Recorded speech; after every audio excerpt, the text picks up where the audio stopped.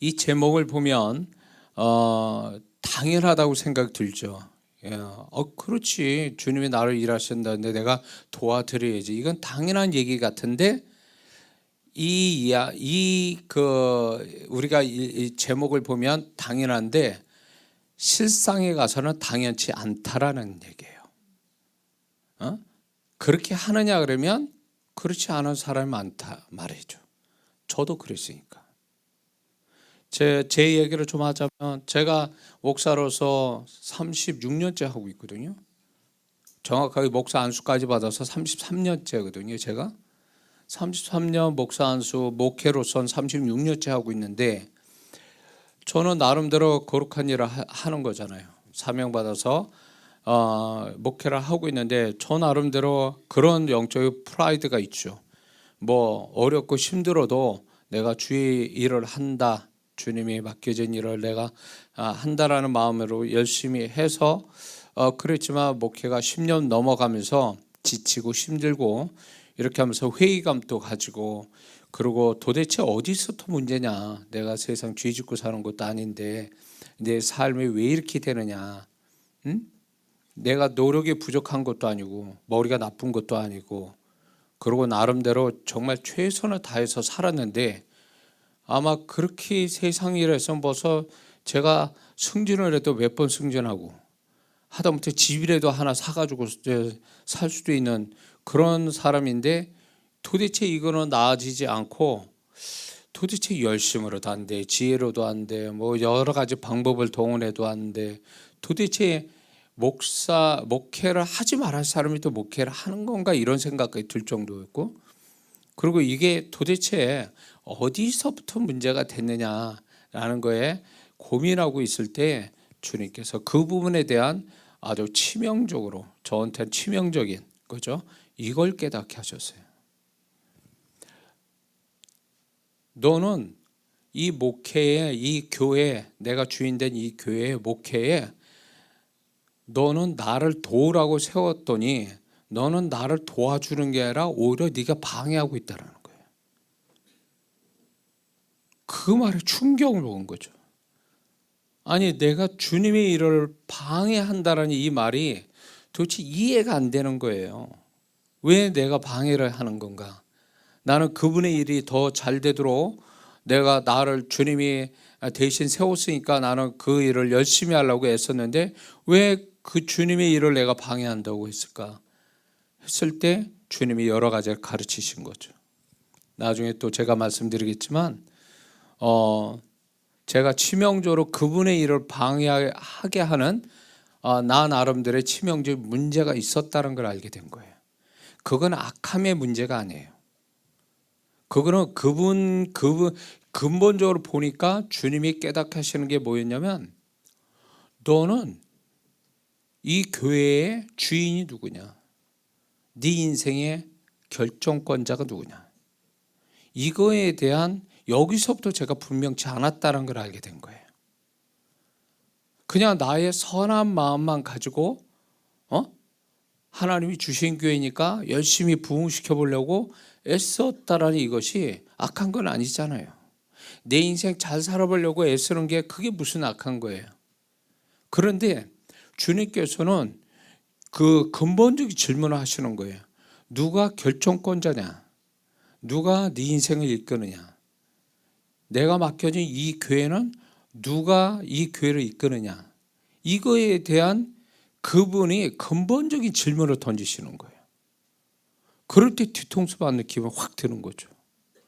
가만히 생각해 내가 목사 됐으면서도 신앙생활 그때만 해도 30년이 넘은 사람인데 그 30년 가까이 된 신앙생활을 한 사람이 주님이 그 음성을 저한테 들려주실 때 이게 죄 짓지 않고 열심히만 살면 주님이 나를 도와주시고 축복하실 줄 알았더니 주님이 이거 주님이 가지신 이런 거 이 중요한 부분을 가르치시기 위해서 제 삶이 이렇게 안 되고 어렵고 힘들고 낙심되고 좌절하고 무기력한 그 지점에서 주님이 이 질문을 하신 거예요.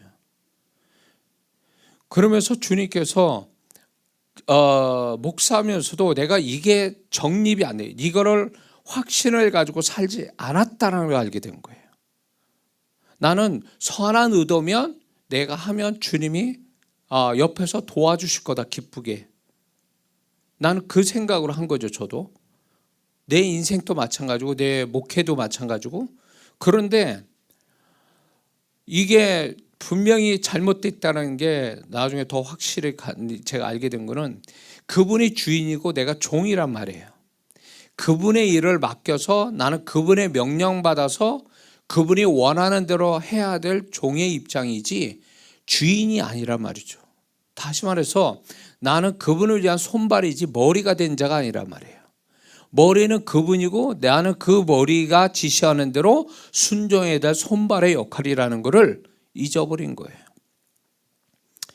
그렇게 되니까 이거를 주님께서 다시 한번 충격적으로 가르쳐 주시면서 네가, 나는 이 교회 하나 네 인생이나 나는 너보다 더 좋은 계획을 가지고 이끄는데 네가 오히려 방해를 놔서 내가 너의 계획이나 이 교회의 계획이 잘 안 이루어진다는 거예요. 네가 방해꾼이 됐다라는 거예요. 그러니까 너의 그런 어떤 열심이나 수고나 지혜나 선택이나 결정이 내가 원했던 거하고 다르다라는 거예요. 나는 이렇게 하려는데 너는 저렇게 하고 있으니 너는 결국 내가 할 일을 네가 스스로 방해 거는 거다, 이거예요. 그러면서 주님이 그 부분에 대해서 저에게서 이게 또 다른 회개할 거리고 또 다른 죄악이라는 거죠. 그분의 일을 막았다라는 거, 내가 막고 막아섰다라는 거, 이게 너무 아이러니하잖아요. 그분의 일을 내가 하는데 그분의 일을 내가 막았다고요?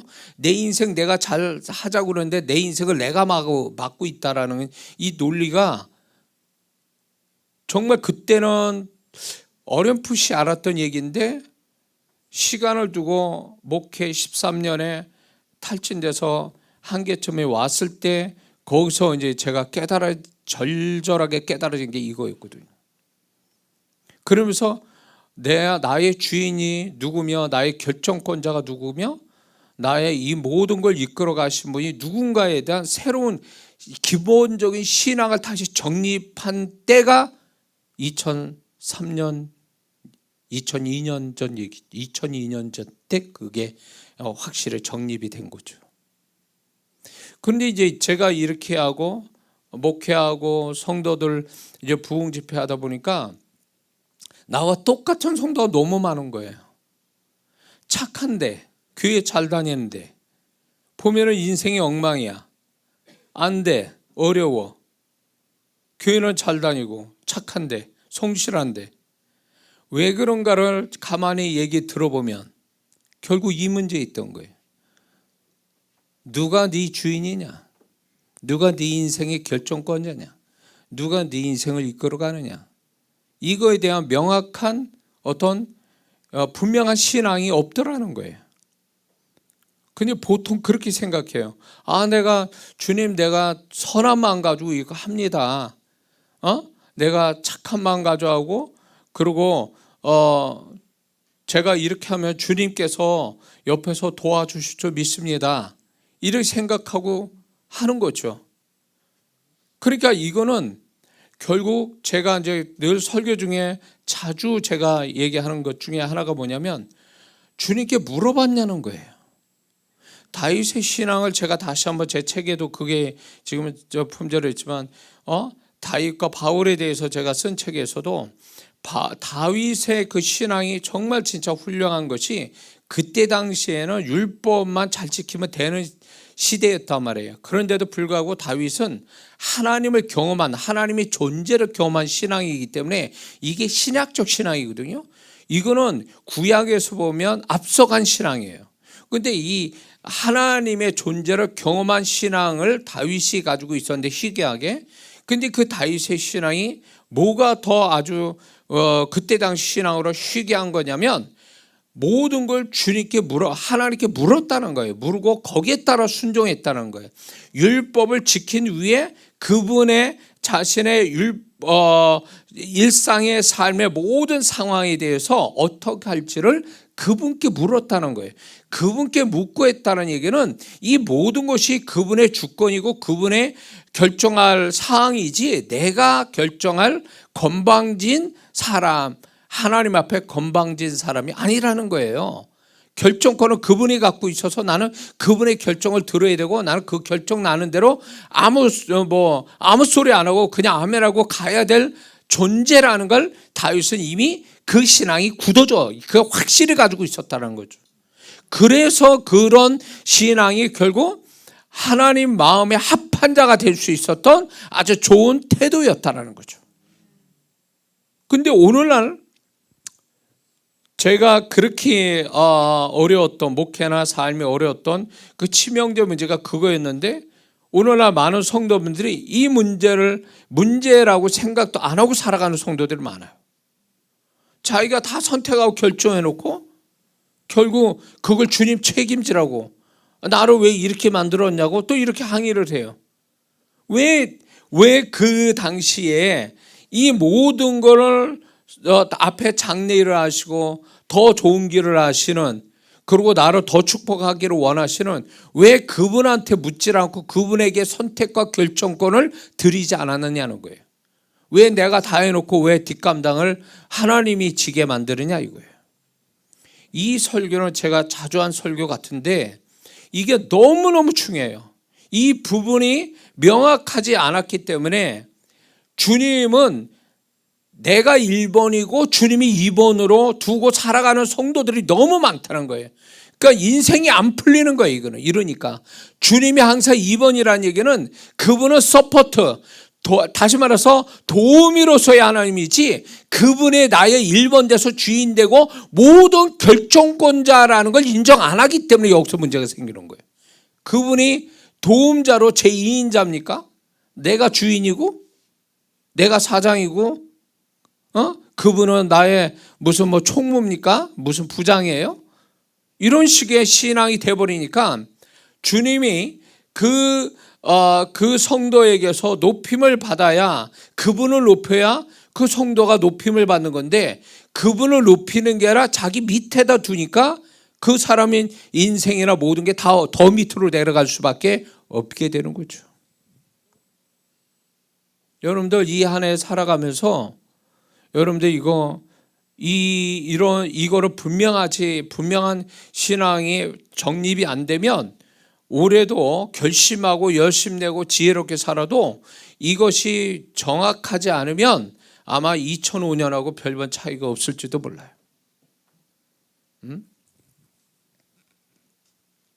이런 게 있죠. 어설픈 기술자가 일을 방해해요. 보면은 사업 현장이나 이런 어디에서도 주방이나 이런 데서 이제 일 배운 사람들이 있잖아요. 다 그렇게 시작은 해요. 그런데 그 사람이 일이 익숙해질 때까지는 오히려 전문적으로 일을 하는 사람에게 방해가 돼요. 왔다 갔다 하는데도 그렇고 실수도 하고 이래가지고 정말 시간을 낮추는 일에 대해 있어서 이런 어설픈 시다 역할하는 사람이 이 사람이 보조 역할하는 사람이 오히려 그 일을 망치고 있더라 그 얘기예요. 그렇죠? 그럴 수 있습니다. 오히려 운전 미숙한 사람이 복잡한 그 도로에 이렇게 운전을 하게 되면 그 초보 운전자도 당황되고 떨리겠지만은 그 초보 운전자 때문에 교통 흐름에 방해가 받거든요. 초보 운전자 한 사람 때문에. 그런 경험해 봤을 거잖아요. 또 성질이 좀 안 좋은 사람은 초보 운전자 그런 거 다 자기도 초보 때가 있었으면서 그런 사람 벌벌대고 이러는 사람 뒤에 이제 스티커를 붙이기를 초보 운전자가 여러 재미있는 그 문구들이 있죠. 나도 내가 무섭습니다 이렇게 딱 붙여놓고 1시간째 직진 중 이런 식으로 이렇게 초보 운전자들이 있어요. 그러면 이제 상식이 있고 좀 뭐랄까 성품이 좋은 사람들, 아 나도 저런 때 있었지 그러면서 이제 이 초보 운전자가 교통 흐름을 막 이렇게 방해해도 이렇게 돌아서 가든가 뭐 이렇게 빨리 가든가 그래서 초보자를 도와주잖아요. 근데 분명한 사실은 복잡한데 초보 운전이 뭐 그러고 싶고 그런 게 아니라 초보니까 흐름을 방해하는 게 당연하거든요. 얼마나 이해하느냐의 문제거든요. 그러니까 모든 게 어설프면, 모든 게 이게 정확하지 않고 스킬이 있지 않으면 오히려 그게 다른 사람한테 피해를 주는 그런 게 있지 않습니까? 그러니까 우리가 그런 거예요.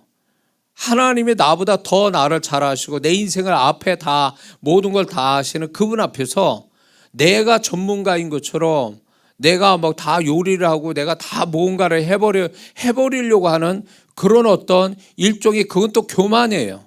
그러니까 하나님을 못 믿는 거예요. 그러니까 그분은 나보다 더 완벽하게 실수함 없이 내 인생을 이끌어가고 싶은데 나는 그분은 못 믿어서 내가 막 앞서 해버리는 거죠.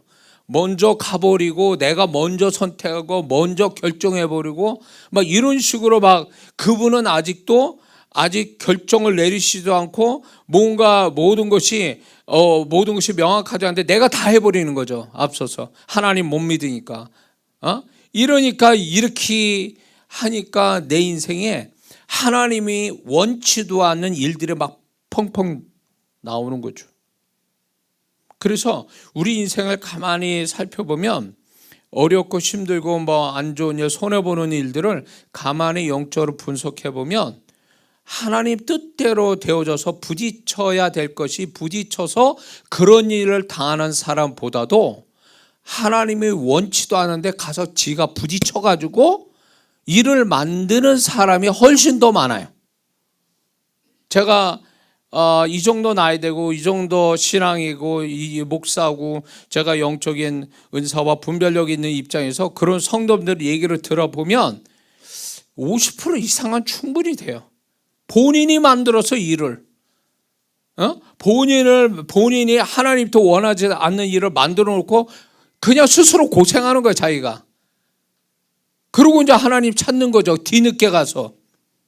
근데 이제 한 발을 늦은 거예요. 일어나지도 않은 일을 자기가 벌려놓고 수습은 안 되니까 하나님 찾고, 근데 하나님은 당장 안 나타나시고, 그러니까 또 실망하고, 그래 뭐 기도해도 별일 없네, 뭐 교회 다녀도 별일 없네, 뭐 이런 식으로 해서 신앙이 별 무용지물인 것처럼 생각해서 그때 또 이제 교회 안 나오고 기도 안 하고 이런 성도도 있거든요. 그러면 더 나쁜 쪽으로 흘러가죠. 더 나쁜 쪽으로. 이런 일들이 왜 생기느냐 할 때에 이거는 나의 인생이 내 인생은 내 것이다라고 해서 내가 책임지고 가야 된다라는 그런 독립된 독립심을 가지고 자기 인생을 구원받은 다음에도 그렇게 살려고 하는 그런 모습이, 그런 불신앙적인 태도가 결국 자기 인생을 오히려 더 어렵게 만든다는 거죠. 근데 이걸 누구한테 배웠냐고, 누가 이걸 가르쳐 준 적이 있고 이게 문제가 있다는 걸 누가 지적해 준 적이 있었냐고. 없으니까 그냥 이대로 사는 게 좋은 거예요. 교회에 착실히 다니고 악한 마음 안 품고 세상 사람 같이 안 살고 그럼 인생 잘 굴러가는 거 아니냐. 근데 우리가 살아갈 때에 얼마나 우리가 선택하고 결정해야 되고 해야 될 일들이 얼마나 많냐고요. 그런 것들이. 근데 그런 것들이 다 하나님께서 알아서 다 그분이 원하는 대로 선택하고 결정하면 무리 없이 딱 갈 거를 내가 이런 것들을 그냥 내 맘대로 해버려서 결국은 내가 생고생하게 되는, 자기 고생을 자기가 만들어버리는 이런 일들이 생긴다는 거죠. 우리는 적어도 2026년에는 그런 일이 생겨서는 안 될 줄 믿습니다. 적어도 그분의 뜻대로 부딪혀 가야 되니까 하나님은 허락해서 당하는 어려움은 있어요. 그러나 그런 일을 주신다 해도 그분은 합력하여 선을 이루시고 그것을 책임져 주시는 하나님은 또 만나게 되거든요. 근데 내가 어려움을 당했는데도 책임져 주시지 않고 그분의 흔적이 안 나타난다면 처음부터 이게 잘못됐다라는 걸 얘기하는 거예요.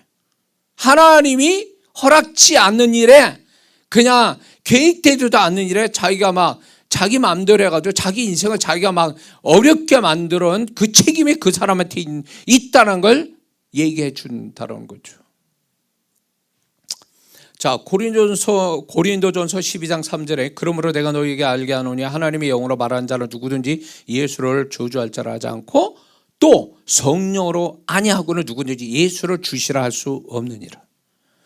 이 말씀 속에 성령님이 아니면 예수님을 주라고 할 수 없다는 거예요. 이게 예수님 영접할 때에 정말 예수님을 구세주로 영접하시겠습니까? 그분이 구세인 줄 믿습니까? 할 때 이 사람들이 정말로 구세주인 것을 믿어서 예수님 영접하는, 그거는 그 사람의 의지나 이해가 아니라 성령이 그렇게 하신다는 거죠.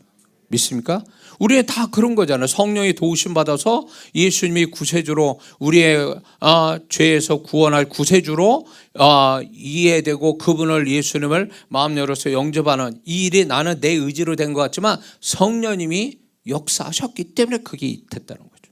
그거는 결국 뭡니까? 이 구원의 원리가 뭘 얘기하는 거냐면 결국은 성령님께서 구원을 이렇게 도우셨다는 거 아니에요. 내 의지로 된 게 아니라 그분이 도우셨으니까 가능한 거고, 그분이 도우시지 않으면 어떤 일을 벌입니까? 아무리 착한 사람도 예수님 영접 안 하죠. 그렇죠? 그건 성령님의 구원은 전적인 성령님의 역사가 있어야 가능한 일인데, 이거는 결국 구원의 원리가 우리 예수 믿고 신앙생활하고 삶을 사는 자에게 중요한 원리가 되는 거예요. 그분의 도움이 와서 엄청난 구원을 받은 그 사건이 구원에서만 끝나는 게 아니라 그분이 죽는 날까지, 우리가 이 세상 떠날 날까지 착한 일을 우리 안에서, 우리의 삶에서 역사하신다고 말씀하지 않습니까? 그리고 그분이 우리에게서 어떻게 역사할지를 지금 2장 13절에서 우리 안에 소원을 두고 또 행하신다고 말씀하지 않습니까?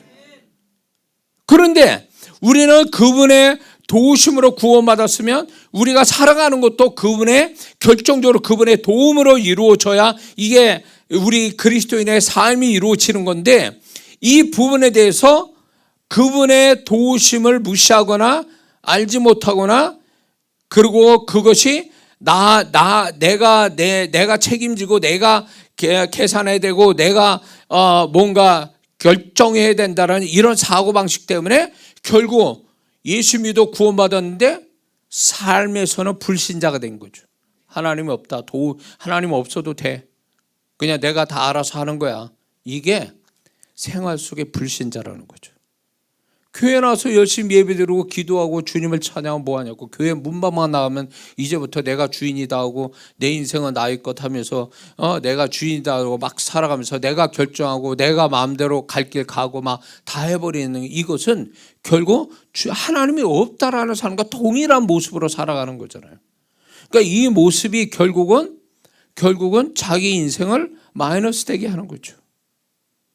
우리가 육신의 생각으로 결정하고 내가 갈 방향을 정하고 열심을 내는 이 자체가 얼마나 우리를 손해보게 하는지를 절감할 때까지는 오랜 시간이 간단 말이에요. 저처럼. 그러니까 많은 성도들이 이상하게 생각해요. 나 교회 잘 다녔는데 나 하나님께 그렇게 치명적으로 문제가 되는 것도 없었는데 왜 인생이 자꾸 이렇게 걸그덕거리고 자갈밭 가듯이 막 그냥 덜그덕 하면서 인생에 가야 되느냐라고 할 때 그 답은 바로 여기 있어요. 여기 있다고. 우리 삶 속에 그분이 나의 주가 돼. 진짜 우린 주님이라는데 주자가 주인 주자잖아요. 그분을 주인으로 정말로 존중해 드려야 우리는 종으로서 편하게 사는 거예요. 근데 내가 주인 노릇하는 그 순간부터 그분이 나의 종 돼서 돕는 역할로만 하면 그때부터 내 인생은 진짜 피곤한 인생을 살 수밖에 없어요. 이게 문제라는 거죠. 그래서 그 성령님이, 다시 아까 얘기처럼 성령님이 우리를 구원해 주셨으면 우리의 심령에서 우리 삶과 신앙을 도우시고 또 하늘의 상을 쌓도록 우리의 축복을 위해서 계속 일하시는데, 그분이 정말로 우리가 지치지 아니하고 쉬지 않게 계속 주는 그날까지 우리를 이끄시는데 우리는 이거에 대해서 존중하지 않는 거죠. 그 구약에는요, 자기가 의지를 가지고 율법적 행위만 가지면 돼요. 그렇죠? 하라 하지 말라는 것만 잘하면 돼. 그건 자기 의지로 할 수 있어요. 근데 신약의 신앙은 의지를 가져서 행위를 통해서 축복받는 게 아니라 하나님 함께 하시는 하나님을 존중해서 그분으로 인하여 축복받는 법을 배워야 된다는 거예요. 근데 구약적 신앙이 많다는 게 문제예요. 하지 말라니까 안 하고 하라니까 하고 이렇게 하면 다 되는 거 아니냐 이렇게 생각해요. 그러다 보니까 그런 식의 신앙이니까 착하냐면 나 복 받을 거야 뭐 이렇게 생각해요. 근데 이런 신앙의 구약적 신앙의 치명적인 문제가 뭐냐, 알지 못하는 게 뭐냐, 하나님이 그의 주권자가 되고 결정권자가 되고 인생을 이끌어가는 인도자라는 걸 인식을 못하고 이걸 믿지 않으면 이거는 행위로 아무리 올바르게 했다 할지라도 그 사람이 인생이 잘 될 수는 없는 거예요. 근데 이런 거를 심각하게 생각 안 한다라는 거죠. 착하면 되는 거 아니냐, 내가 악의가 없이 하면 되는 거 아니냐라고 하는데 그게 그분의 뜻 위에서 나의 선함이 그분의 뜻 위에 있다면 이거는 나의 선한 뜻이 우상이 되는 거예요. 그러면 어떻게 될까요? 저기 십계명에 우상은 그분이 질투하시고 우상을 가진 자를 미워하시고 박살내 그죠. 우상을 없애요. 그분의. 그러니까 우상이 다른 게 우상이 아니라 내가 똑똑하고 내 인생을 내가 마음대로 할 수 있다. 그래서 내가 선택하고 결정하고 내가 가고 싶은 대로 간다. 죄만 짓지 않고 하나님께 꺼리낌이 없으면 나는 할 수 있다라는 이 자체가 소위 말하면 교만이요. 이 사람이 결국은 자기 자신이 우상이 되는 거예요. 그러니까 하나님께서 자기가 원치 않게 자기도 모르게 자기 자신이 우상이 되어버린 이거에 대해서 하나님께서는 계속 이게 잘못됐다는 걸 계속 계시하고 지적하시고 책망하신데도 이걸 못 알아듣고 계속 자기가 해왔던 대로 막 하는 거예요. 세상 예수 안 믿을 때처럼 그런 거를 계속 시도하니까 이렇게 살아도 되는 것처럼 생각하지만 결국 그러니까 구원받기 전에 악을 행하고 지 멋대로 살아간 것이 이제는 예수 믿고 구원받았으니 달라진 게 뭐냐, 죄만 짓고 악한 일을 안 한 것으로만 바뀐 것뿐이에요. 근데 그것만 바뀌어야 됩니까? 자기 인생의 주권자, 인도자의 개념이 들어와야 된다는 거예요. 예수 믿고 구원받은다면은. 그 예수 믿기 전에는 자기가 인도자고 구원자잖아요. 그러나 예수 믿고 구원받은다면은 그분이 나의 주권자요 인도자라는 것을 처음부터 배워야 겸손하게 그분을 따라가는데 이걸 처음부터 배운 게 아니었다라는 거죠. 그냥 착하게만 살아라, 율법대로 살아라 이것만 가르쳐 놓으니까 이것이 전부인 줄 아는 거죠. 그렇게 살았는데도 안 되는 거예요. 문제는 많고. 근데 뭐 때문에 문제가 생겼는지 초신자는 모른다. 그 문제가 바로 이런 거죠. 아주 근본적이고도 가장 중요한 이 진리를 놓치고 있는 거죠. 그래서 여러분들이 2026년을 살 때에 정말 여러분들이 과거에 없었던 새 일을 만나려면 중요한 건 내가 새로워져야 돼. 그래야 새 일을 만난 자가 되는 거예요. 새 부대가 돼야 새 포도주가 담겨지는 거예요. 그렇죠? 그분이 하신 일은 새 포도주인데 나는 험부대로 2026년을 맞이한다면 포도주도 험부대 터지고 새 부대도 사라져버리고 양쪽으로 하나님도 속상하고 성도도 속상한 거죠. 그렇기 때문에 새 부대가 되려면 어떤 행위를 더 갖자라는 게 먼저가 아니라 어떤 생각을 하는 게 먼저인 거예요. 어떤 생각. 그분이 역사하실 만한 새로운 생각을 가져야 되는데 저는 이거를 확실히 하고 시작하는 것이 나는 이게 축복을 만날 수 있는 사람이 될 수 있다고 믿습니다. 그래서 그분의 일하심이 정말로 나를 위하여 일하여 주신 거잖아요. 그래서 나를 통해서 나타나심을 통해서 하나님이 또 영광받기 원하시는데 아이러니하게 내가 그분이 나를 위해서 일해 주시는 그 일의 방해자는 환경도 아니고 다른 사람도 아니고 나 자신이라는 거죠.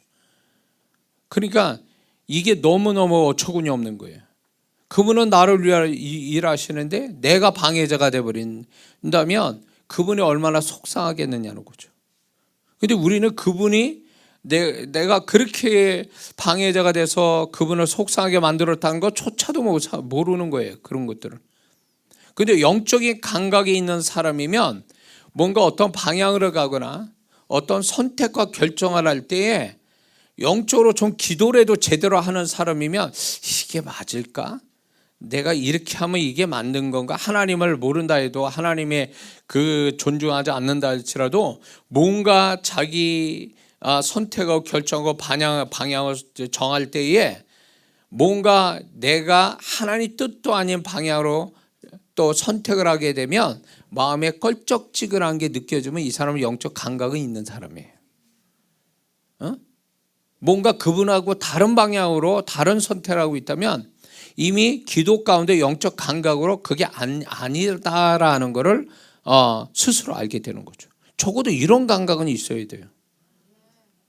근데 이런 감각도 없이 그냥 나는 뭐 착한 마음 가지고 했으니까 또 이거는 잘 되면 이게 큰 축복이 돼서 하나님께 제가 헌신할게요. 뭐 이런 식으로 서원하고 뭐 이러면 되는 줄 알고 그렇게 하는데 하나님이 그거 뭐 그 사람한테 뭘 얼마나 받겠다고 그거를 인정해 주시겠냐 그 얘기예요.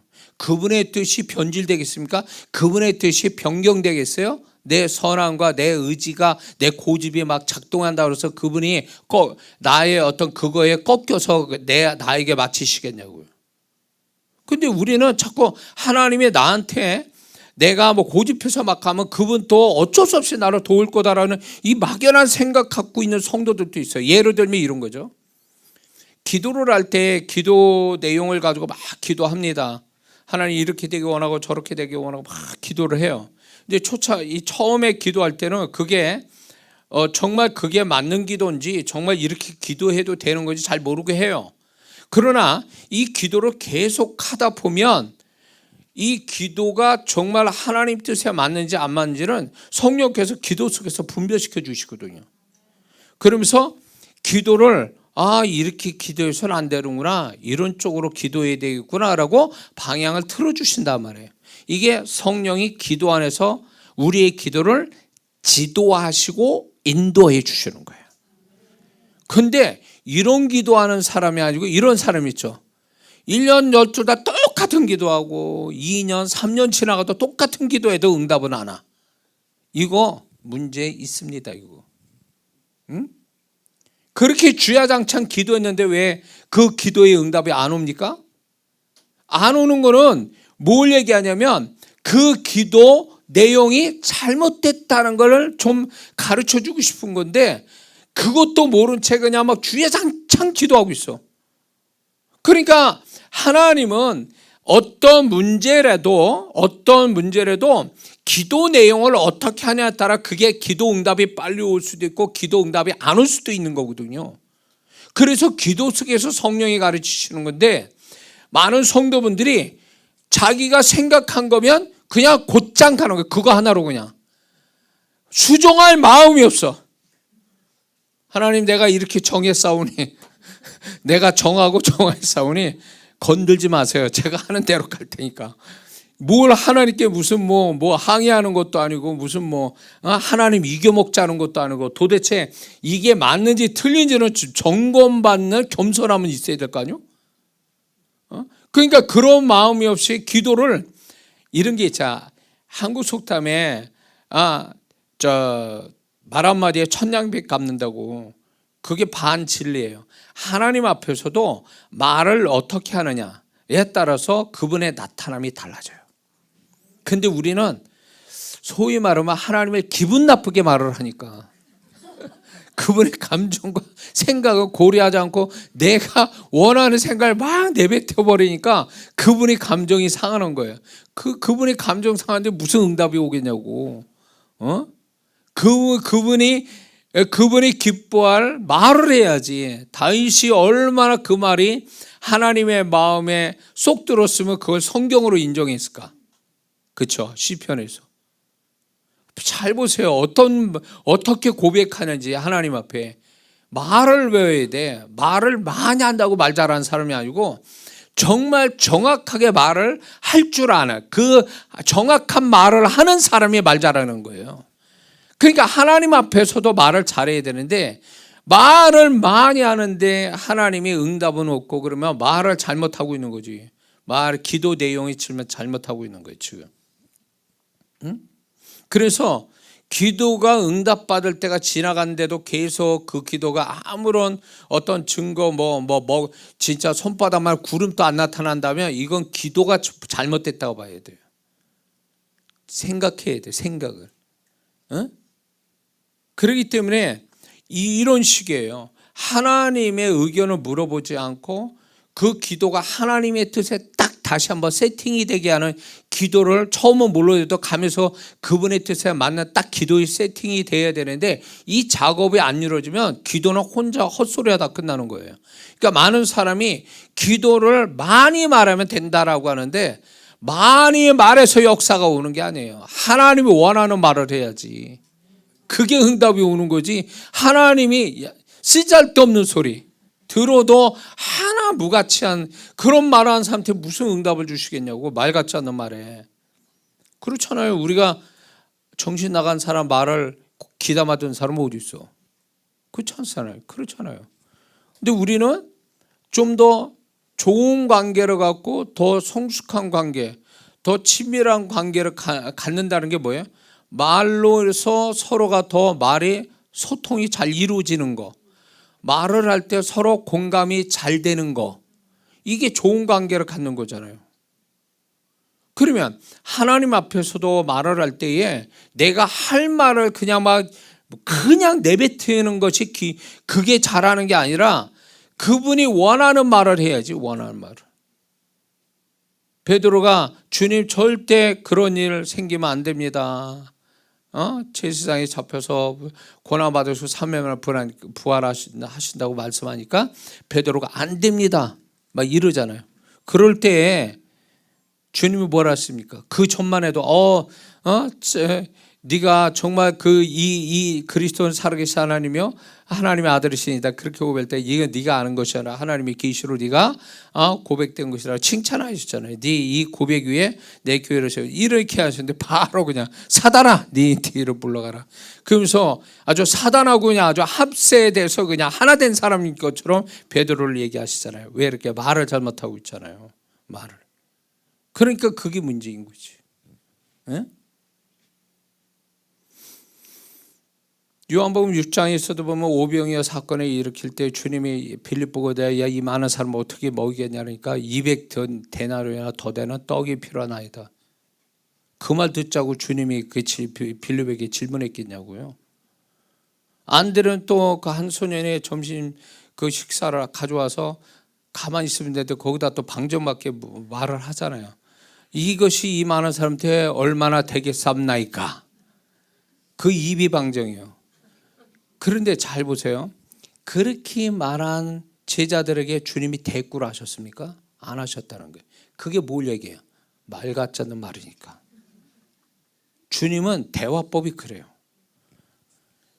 아주 심각하면 베드로같이 책망을 하고 너는 귀신의 사단의 소리에 속아가지고 넌 사단의 생각하고 짝짝꿍대서 지금 나한테 이런 식으로 책망도 하시지만 책망 직전에 뭐가 있는 줄 아세요? 말 같지 않으면 침묵하세요. 대화를 안 한다는 얘기예요. 그러니까 그분과 소통이 되려면 그분이 원하는 말을 할 줄 아는 자가 그분과 소통이 되는 사람이에요. 그러니까 왜 이런 사람 있죠? 기도는 하는데 주님하고 소통이 안 되는 사람이 있죠. 지 혼자 독백하고 끝나는 거, 악쓰다가 끝나는 거, 기도 속에. 왜 그럴까요? 그분하고 소통이 될 만한 기도 내용이 아니라는 거지.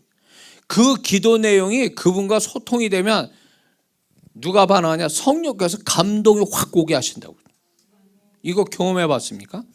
내가 정말 기도를 잘하면요, 그분이 야, 너 진짜, 저도 그 음성을 이제 가끔 듣는데 너 진짜 말 잘한다.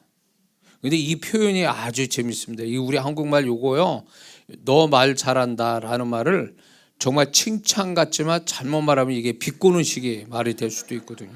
근데 그거는 주님이 저한테 비꼬듯이 말씀한 건 아니에요. 근데 제가 말을 이렇게 할 때에 주님이 너무 제가 이 표현을 잘하는 것에 대해서 그분이 얼마나 감동받으시는지 몰라요. 성령의 감동이 오면서 그분이 칭찬이 저한테 바로 임하거든요. 그래서 야, 이 주님 앞에 말을 잘한다는 게 얼마나 중요한지 알 수가 없어요. 얼마나 중요한지. 그래서 이제 성도들을 위해서 기도하거나 뭐 이렇게 할 때도 제가 이제 여러분의 기도 제목도 이렇게 보지만 주님이 어떤 식으로 기도를 해야 이 성도가 주님이 정말 기뻐하시고 인정하시고 축복하실 건가. 그래서 여러분들 그런 거 좀 느껴봤으니까 기도할 때 기도 내용하고 다른 얘기를 막 하는 거, 제가 그런 것도 있거든요. 그거는 그분이 그런 기도를 해주기를 원하시는 거예요. 그게 주님이 원하는 기도이기 때문에 그런 거예요. 예. 그러니까 이렇게 주님과 소통이 안 되는 성도들은요, 주님하고 이게 소통이 안 되고 공감하는 그런 신앙이 안 되다 보니까 자기 할 말만 해. 근데 제가 가만히 들으면 저거 다 쓸데없는 말인데 저거 주님이 들으셔도 아무런 저거 반응 안 보이는 말을 왜 저렇게 입에 거품을 물고 얘기할까? 왜 저렇게 진짜 쓸데없는 말을 저렇게 많이 할까? 하나도 내게 감동이 안 오고 뭐가 문제야? 잔소리나 시끄러운 소리만 들려요. 그 소리가. 내가 그 정도면 주님은 더 하시면 더 하시, 덜 하시진 않는단 말이에요. 근데 이게 본인은 정작 이 말을 받으시는 그분이 어떤 마음인지를 헤아려 보지 않는 거예요. 이거는 결국 그분과 이게 사귐이 없어서 일어난 일들이에요. 응? 솔로몬이 저에게 이 백성을 다스릴 수 있는 지혜를 주세요. 분별력을 주세요. 그의 말이 주의 마음에 맞은지라. 그 말 한마디 그 인생이 달라졌잖아요. 축복도 달라지고. 그러니까 하나님은 그 말 한마디 그분이 원하는 말을 딱 했을 때 그 말에 주님이 엄청난 축복을 주시거든요. 그러니까 말을 많이 하는 게 중요한 게 아니에요. 말 한마디 해도 그분이 딱 감동받을 수 있는 말 한마디만 제대로 마음 담아서 던지면 그걸 드리면 그걸로 되는 거거든요. 근데 우리가 그런 어떤 주님이 그렇게 내가 그렇게 하면은 주님께서 내가 뭐 원하지 않는데도 막 그분이 막 정말 막 열심으로 나를 위해서 풍성히 일하심이 있거든요. 솔로몬은 언제 뭐 부와 영광 달라고 그랬습니까? 근데도 그분이 막 적극적으로 나서가지고 막 그렇게 하시대요. 왜 그랬을까요? 솔로몬이 그분이 원하는 말을 했으니까. 그러니까 하나님은 결국 이 솔로몬을 더욱더 풍성에 일하실 수 있게 솔로몬이 그 생각과 고백이 그분의 마음을 감동시킨 거거든요. 이런 사람이 돼야 되는데 오히려 그분을 일을 못하시게 만들어. 뭐 그렇게 만들어버려. 몇 가지 이유 때문에. 그 속에 여러분들이 만약에 그 이유 속에 여러분이 그게 있다면 정말 버리고 2026년을 시작해야지 그거 가지고 또 시작했다가는 2025년 재연이 되는 거예요. 재연판이 되는 거예요. 이 올해가. 그러면 또 안 되잖아요. 더 잘 돼야지. 이해가 되십니까? 주님이 나 때문에 나를 위해서 일하시는 것에 내가 방해자가 방해자가 되는 것에 대해서 그래서 내가 인생을 손해 보는 거 그것도 모르고 더 문제는 뭐냐면 내가 방해가 되고 있다는 자체도 모르고 있다면 이게 심각한 거죠. 결국 그분의 방해가 된다는 얘기는 그분과 대립되는 관계가 됐다는 얘기예요. 친밀하게 그분의 도우심 받고 그분이 나를 도우시고 이런 관계로 막 가는 게 아니라 이게 그분하고 싸우자고 대립하는 상태로 가는 거예요. 예를 들어서 한번 생각해 보세요. 그분은 얘가 이쪽으로 결정하고 갔으면 좋겠는데 이 성도는 이쪽 반대쪽으로 결정하고 가버려. 그러면 그분의 뜻이 있던 거를 바꾸어도 이 사람 뜻에 맞춰질 것 같습니까? 절대 안 하잖아요. 그러니까 결국 그분의 뜻은 이쪽인데 그 성도는 저쪽이니까 모르든 알든 결국 이건 뭐예요? 그분과 싸우자는 얘기지 그분과 사이좋게 지내자고 하는 게 아니거든요. 그러니까 여러분들이 아셔야 될 게 뭐냐면 저와 여러분들이 그분이 나를 언제나 호호하면서 막 허허거리면서 나를 좋아만 하시는 게 아니라는 거 아셔야 돼요. 그분이 분명 구약에 보세요. 구약에 보면 하나님이 가증히 여기신다, 미워하신다, 슬퍼하신다, 진노하신다, 죽이고 싶다. 이런 하나님의 말씀들이 나오잖아요. 뭐예요? 하나님이 택한 백성인데도 이렇게 얘기하시잖아요. 이거는 뭘 얘기하는 거냐면 우리가 그분과 함께 살잖아요. 근데 그분은요 감정이 없는 분이 아니라고요. 생각이 없으신 분이 아니라 그분도 분명히 그런 감정을 가지고 나와 함께 계시는데 내가 그분하고 반대로 막 가서 그분과 싸우자는 형태로 내가 그렇게 있으면 그분이 기분 좋아하시겠냐고, 나를 보면서 기뻐하실 것 같습니까? 그렇지 않아요. 그러니까 이런 성도는 신앙생활, 만약에 이런 성도가 있다면 매사에 자기 마음대로 자기 뜻대로 가려고 하고 막 이렇게 가는 사람들 있잖아요. 이 사람은 그분과의 소통이 안 돼요. 이건 100%예요. 그분의 감성을 느낄 수도 없고 그분과 친밀함도 더더욱 없는 사람이에요. 이건 틀림없어요. 왜?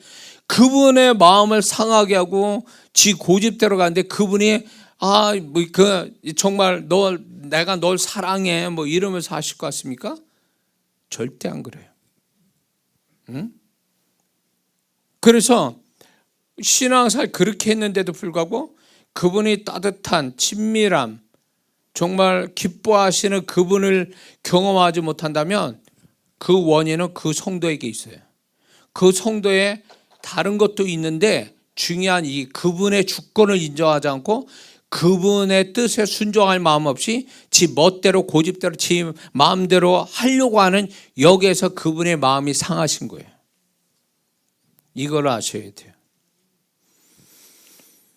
자, 그분은 우리가 알아야 될 게 그분은 나를 통해서 영광 받으시기 위해서 일하시는데 나의 동의 없이 독단적으로 강제적으로 일하시지는 않는다라는 거죠. 왜 그렇습니까? 그분은 인격적인 분이기 때문에 그래요. 자, 예수 안 믿는다 그러면 주님이 어떻게 그 사람을 구원시켜요?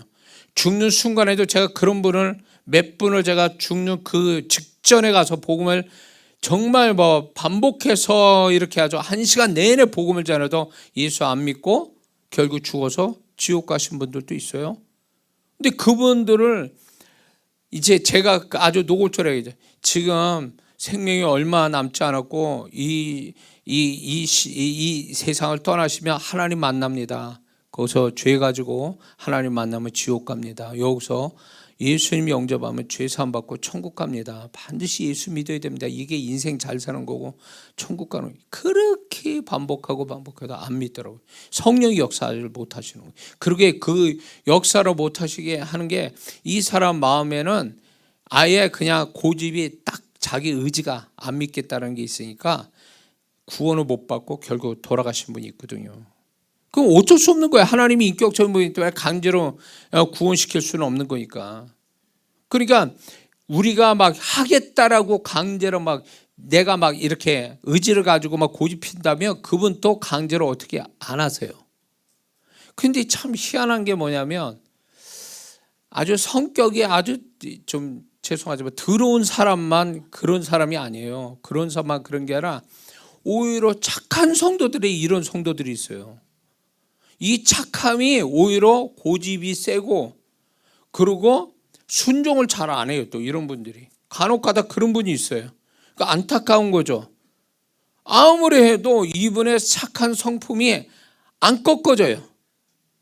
주님의 뜻 앞에 꺾어지지 않고 자기 생각이 맞다든가 아니면 자기 상식이나 자기 어떤 선한 생각이 그분의 뜻을 못 받아들이는 거예요.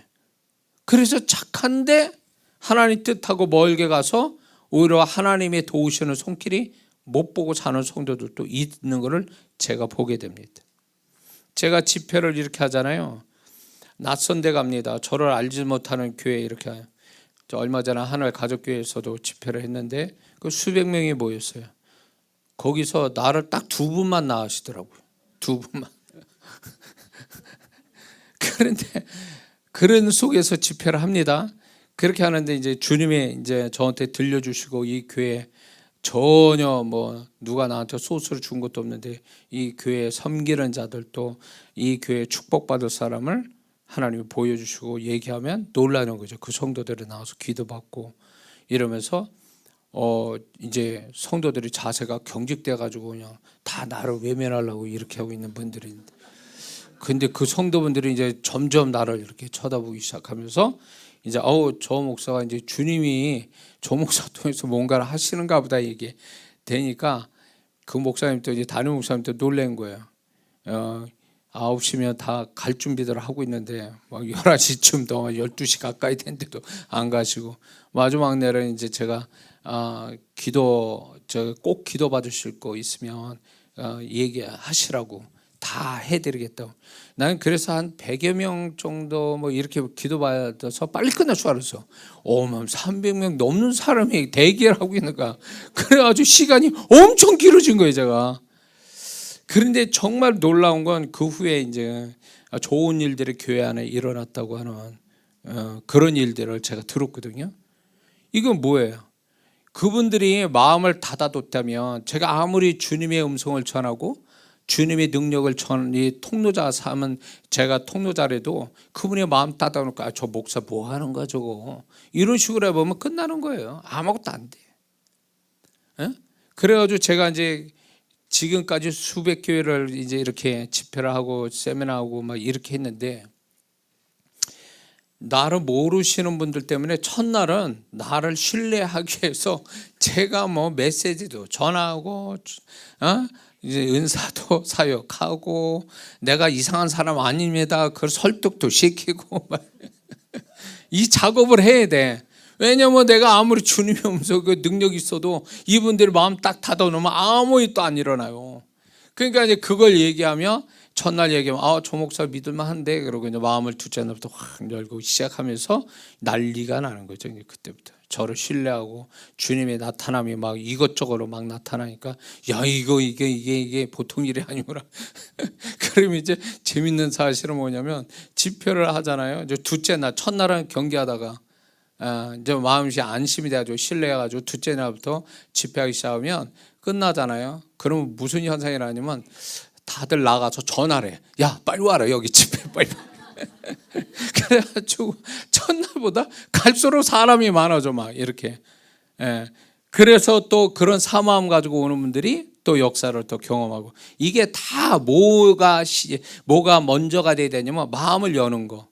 주님을 향해서 마음을 열고 주님이 역사하는데 나도 여기 동참해야지. 이런 마음을 열 때 인격적인 주님이 역사하기 시작하는 거죠. 그러니까 마음을 닫아놓으면 아무것도 안 돼. 이 성도는요. 그러니까 이제 제가 성령 사역하잖아요. 제가 이제 은사를 다 가지고 이렇게 사역하는데도 이런 부분에 상처를 받은 성도들이 있어요. 이런 사역 속에. 그리고 이거에 대해서 좀 뭐라 그럴까 상처받으니까 부정적으로 생각하는 분들이 있어요. 신앙은 좋으신 분들인데 이거에 대해 상처가 있고 부정적으로 배워서 그런 사역자들을 부정적으로 보는 분들이 많거든요. 이런 분들은 안 돼요. 성령께서 벌써 제가 그분을 사역하려면 벌써 저도 마음이 닫혀요. 그리고 그분의 음성도 안 들려요. 방법이 없어요. 이렇게 되면. 그럼 아무리 착하면 뭐하냐고, 아무리 신앙 좋으면 뭐하냐고, 말씀을 아무리 알면 뭐하냐고. 지금 그분이 나를 통해서 일하시는데 아예 거부하고 들을 생각도 안 하고 무시하는데 무슨 주님이 그런 가운데 역사하게 안 하시거든요. 응? 그러니까 이게 주님이 얼마나 그 인격적인 분인지 너무 저는 집회 가운데 너무 많이 봤기 때문에 그분이 일하시게끔 마음을 그 성도분들이 마음을 열고 주를 향하여 열리고 이 사역자를 이제 긍정적으로 바라보게 하는 이 일이 제일 사역의 1번이에요. 제가 하는 게 어디를 가든. 예? 그래서 제가 이제 이렇게 집회할 때 여기에 처음 그러니까 이장호 목사 처음 본 분들은 그렇게 많지 않을 거예요. 유튜브에 통해서 이제 저를 보시고 사모함 가지고 여기 오신 분들이 대부분일 거예요. 그래서 사역이 잘 되는 이유도 거기 있어요. 첫날부터 사역이 잘 될 때 이 성도분들이 준비가 돼 있으니까 그분이 뭐래도 막 하시려고 하는 거예요. 예. 근데 모두가 다 처음이야. 나를 처음 봤어. 그러면 사역하기 어려워요. 첫날부터. 예. 또 이제 이거는 그냥 여담인데 저 카메라를 바꿔야 될 생각이 들어요. 많은 분들이 저를 오해를 해. 카메라 보는 내하고 지금 실제 나를 보는 게 다르다는 거예요. 카메라로 보이는 게 별로 마음에 안 들게 나오는가 봐. 그래가지고 나는 그런 사람이 아닌데 그래서 고민돼요. 저 카메라 어떻게든 좀 흐릿한 걸로 좀 성능이 떨어지는 걸로 왜냐면 저 굉장히 좋은 기능을 가지고 있는 거거든요. 그래서 너무 자세히 다 보이고 막 이러니까 뭐 목사가 더군다나 제가 강하게 하다 보니까 저 목사 무섭다 말이지. 그래서 안 온 사람도 있어요.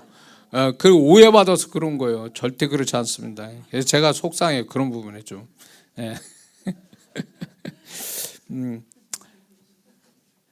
예수님이 이제 공생에 사시면서 잘하시던 동네 나사렛 동네 가시잖아요. 근데 가셨는데 거기서 배척을 당하셨다고 그랬어요. 그냥 무시했다라는 거죠. 그러니까 예수님이 정말로 진짜 뜻이 있으셔서 와서 축복해 주려고 하는데 그 나사렛 동네 사람들이 예수님의 인간적인 모습들을 다 보고 그 나사렛 동네 사람들이 그게 좀 뭐라 그럴까 성품들이 안 좋은 사람들이 모인 데가 나사렛이에요 원래가. 그래서 그때 그 유대인의 그 유대인 땅에 그 뭡니까 농담삼아 하는 말이 뭐예요? 나사렛에서 선한 것이 나겠느냐. 그러니까 오직 그 동네가 그 안 좋은 동네 뭐 그렇겠냐고요. 그러니까 그 사람들 성품이 어떻다는 거 알죠. 그 속에서 자라신 예수님이 보면서 지 가정이 뭐라고 또 뭐 이런 데 왔어? 뭐 제 자랐을 때 어떤 줄 내가 다 아는데 집안이 어떤 줄 다 이런 식이죠. 그래서 예수님을 무시하고 깎아내리니까 예수님이 뭔가 큰일을 하시려고 오신 것 같은데 그냥 가시기는 또 섭섭하시니까 이제 소수의 사람만 안수하여 병을 고치시고 가셨다는 거예요. 그리고 더 이상 안 오셨다는 거죠. 이게 뭐예요? 예수님 또 인격적인 분이시라 그분을 거부하는 데는 더 이상 그분이 절대로 그 사람들에게 주님으로 나타나고 싶지 않다는 거죠. 그러니까 이 나사렛 사람들은 주님을 무시하니까 주님이 무시당하면서 거기 계실 분이 아니시거든요. 근데 우리의 이걸 모습 보면서 우리의 모습 속에 나사렛 사람들 같이 이렇게 자기 삶에 대놓고 저 주님 무시합니다 이런 사람은 없지만 삶 자체에서 주님을 무시한 사람이 있다는 거예요. 그게 뭐예요? 주님과 같이 상의해서 주님이 뜻이 나타나면 순종해야 될 우리 입장인데 우리 위치가 그렇단 말이에요. 근데 이거를 아예 그냥 주님하고 상의도 안 하고 내 마음대로 내가 편한 대로 내가 보기에 좋으니까 막 그냥 해버리는 이런 식이 결국은 그 성도가 결국은 주님을 무시하는 게 되어버리니까 결국 주님의 나타남이 없는 거죠. 나사렛 땅에서 주님이 더 역사하지 못하시는 것 같은 그 사람의 인생 속에도 주님의 나타남이 없어요. 그래서 정말 주님과 사귐이 있고 주님을 주인으로 여기고 그분의 뜻한 대로 흘러가는 사람은 주님과 사귐이 있는 사람이거든요.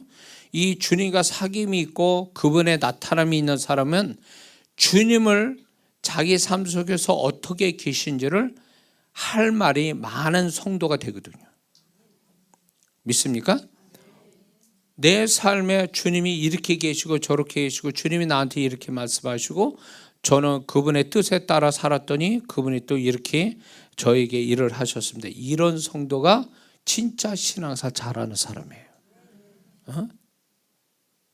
그게 주님을 존중하는 거고, 그렇게 할 때에 그런 모습을 보인다는 것은 주님을 존중하고 그분과 함께 이렇게 살아가는 성도, 그래서 주님과 동행, 같은 길을 가고 같은 템포로 같은 방향으로 가는 성도라면 이 성도는 주님이 이 사람 모든 걸 책임져 주시게 돼 있단 말이죠. 이렇게 살아야 될 사람이 우리는. 근데 우리는 교회만 다니고 착하게만 하면 되는 거고 나머지는 주님이 없이 막 살아버리니까 이게 억울하다는 걸 생각을 못하는 거예요. 주님이 책임져 주는 사람, 주님이 정말로 충분히 일해주는 사람이 돼줘야 되는데, 그게 그렇게 충분하게 이 주님이 나타남이 없는 성도로 살아가는 게 그냥 억울한 것도 아니고 그냥 그게 당연한 것처럼 살아간다면 이건 잘못된 생각이라는 거 우리는 알아야 될 줄 믿습니다.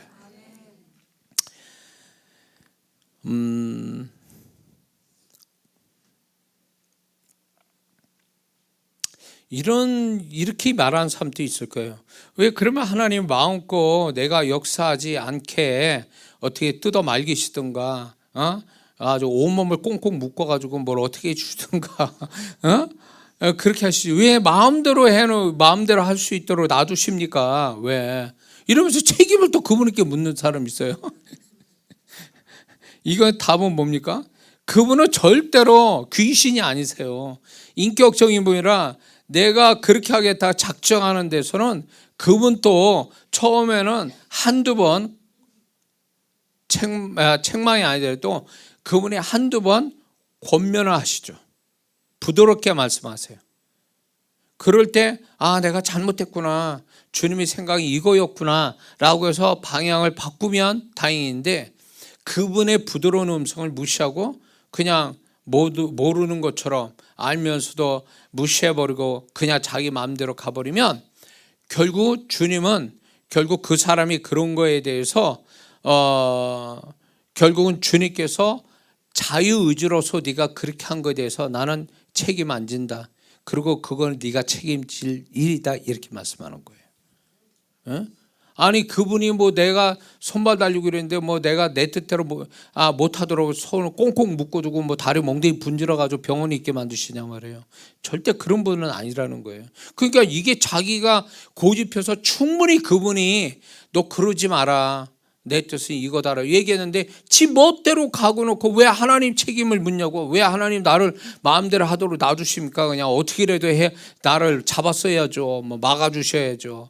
이거는 그분을 더 기분 나쁘게 만들어요. 그렇게 말하면 안 돼요. 그렇게 말하다 징계가 떨어질 수 있어.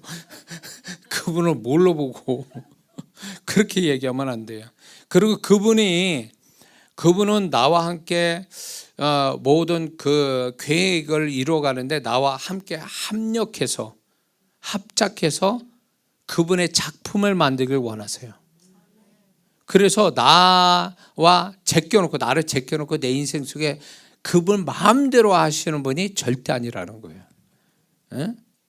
그러니까 이런 성도 있죠. 하나님 제가 가만히 있을 테니까 한번 해보세요. 어떻게까지 하시는가 제가 구경할게요. 그렇게 말하는 사람 없지만 이런 성도가 있어요. 지 할 바는 안 해놓고 주님 알아서 해주세요, 이런 식이야. 이건 정말 신앙이 잘못된 사람이에요. 지 인생 하나님이 자기 인생에 자기가 먼저 좀 애를 쓰고 그분의 뜻 앞에 애를 써야 되는데 게을러. 그리고 이런 성도 있죠. 그 모든 것들에 대해서 자기 문제가 있고 자기가 해야 될 거를 다른 사람한테 미루는 사람 있죠. 그래서 집사님이 기도해 주세요. 자기는 기도 안 하면서 기도 구걸하고 다녀. 자기 기도는 식사 기도하듯이 해. 다른 사람은 진짜 정말 믿음 가지고 기도해 주는데 지는 그렇게 하고 있어. 그리고 또 이제 정말 하나님께 열심으로 하나님 앞에 나와야 되잖아요. 이 핑계에 저 핑계 대고 기도 안 해, 예배 안 드려. 뭐 그렇게 하자는 거야. 하나님 어떻게 역사하자는 거야 도대체? 응? 그러니까 이런 식의 하나님, 내가 사정 아시죠? 나 힘이 없어서 뭐 시간이 없어서 예배 못 드립니다. 기도할 힘이 없어서. 다 핑계와 병면되면서 편하게 있자는 거지. 그리고 그분만 쇠빠지게 일하셔서 나에게 역사해 주기를 바란다면 이거는 엄청 잘못된 신앙. 절대 이런 성도에게 일하시지 않아요. 일하시지 않아요. 응?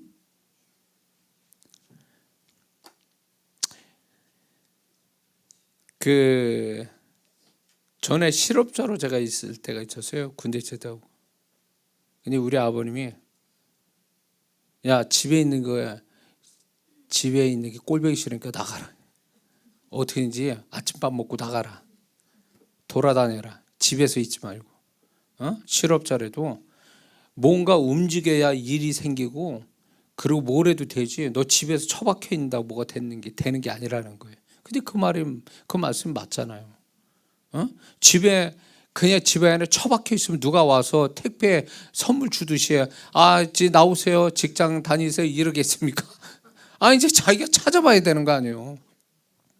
뭔가 자기가 열심히 해야 그 열심히해서 하나님 뭘 역사하는 거지. 자기는 가만히 있고 누가 와서 도와주기만을 바라고 기다리는 입장이라면 이건 잘못된 사람이에요. 이러면. 그러니까 하나님이 그분의 이런 게 있습니다.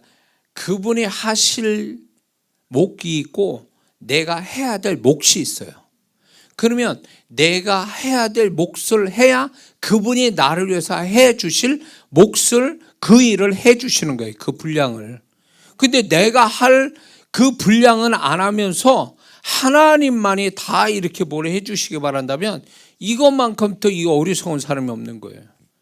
최선을 다해서 내가 해야 될 몫은 다 해내야 돼. 해난 다음에 주님, 내 할 일 다 했습니다. 주님 이제 주님이 도와주세요. 이래야 할 말이 있는 거지. 자기 할 일은 다 해놓고 안 해놓고 뭐 나중에 와서 하나님 다 책임지라는 식으로는 이건 잘못된 신앙이에요. 절대 그렇게 역사하지 못해요. 이건 주님이 저한테도 제 삶에서 가르치신 거거든요. 너는 왜 최선을 다하지 않느냐는 거예요. 그분이 나한테 해주시는 건 최선으로 다해 주시는데 나는 그분만큼의 최선으로 나의 일에 최선을 다하지 않는 것에 대한 책망을 하신단 말이에요. 넌 그렇게 왜 허술하게 하지? 왜 너는 내가 너를 도와주는데 너는 네가 해야 될 일에 너는 왜 그렇게 허술하지? 왜 게으르지? 이렇게 얘기하신다고요. 자, 그래서 우리가 분명히 이 한 해 살아가는 동안에 분명한 건 이거예요. 오늘 메시지의 바로 그 핵심은 그거죠. 주님이 나를 위해서 올해도 쉬지 않고 일하실 줄 믿습니다. 그 일하심이 결국 내 축복이 되고 하나님 영광이 되게 그분이 쉬지 않고 일하실 때 적어도 우리가 그분 앞에 방해꾼이 되지는 말아야 되고 그분을 도와서 함께 같이 기뻐할 결과들을 갖는 이 한 해가 되어야 될 줄 믿습니다. 그렇다면 이걸 좀 알고 갈 필요가 있어요.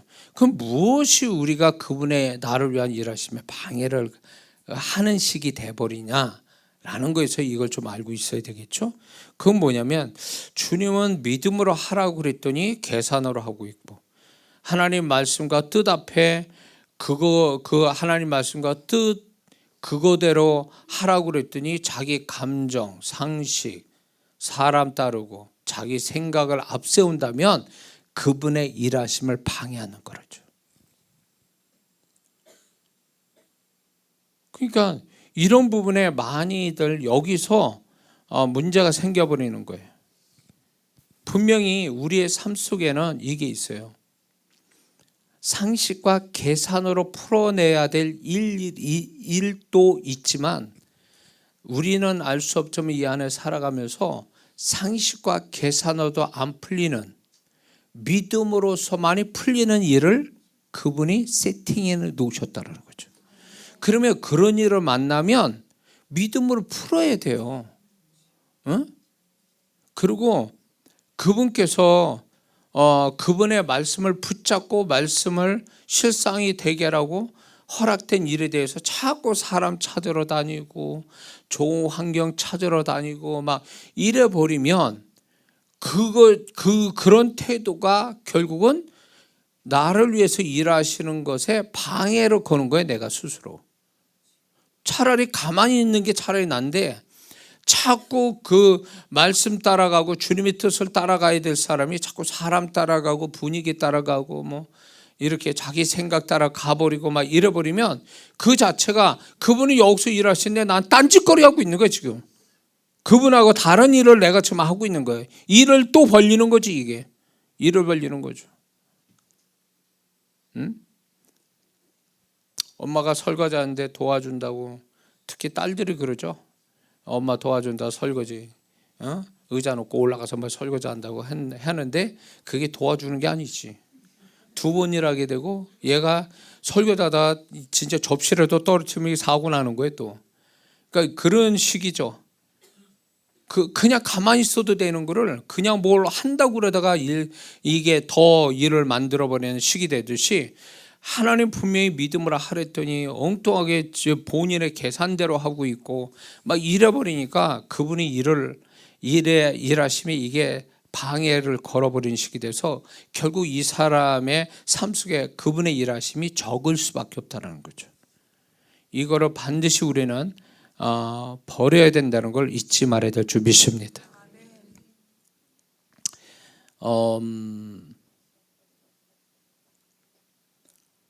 이제 예배를 드릴 때도 여러분들이 이제 예배 드릴 때 제가 이제 우리 주보에도 그런 게 있지만 예배는 마음을 열 때 그때부터 예배가 시작됩니다. 이런 제가 한마디를 써놨거든요. 그거를 왜 그랬냐면 주님께서 같은 현장에서 같은 시간에 예배를 드려도 예배를 받으시는 사람과 그렇지 않는 사람의 차이가 있다는 거예요. 시간차가 있고 다 있다라는 거예요. 같이 있다고 같이 받으시는 게 아니라는 거예요. 그게 뭐냐? 그 사람이 마음이 하나님 향하여 언제 열리냐는 거예요. 언제 열리느냐는 거예요. 마음이 열리는 그 시간부터가 그 사람 예배를 하나님 받으시는 시간이 되는 거예요. 응?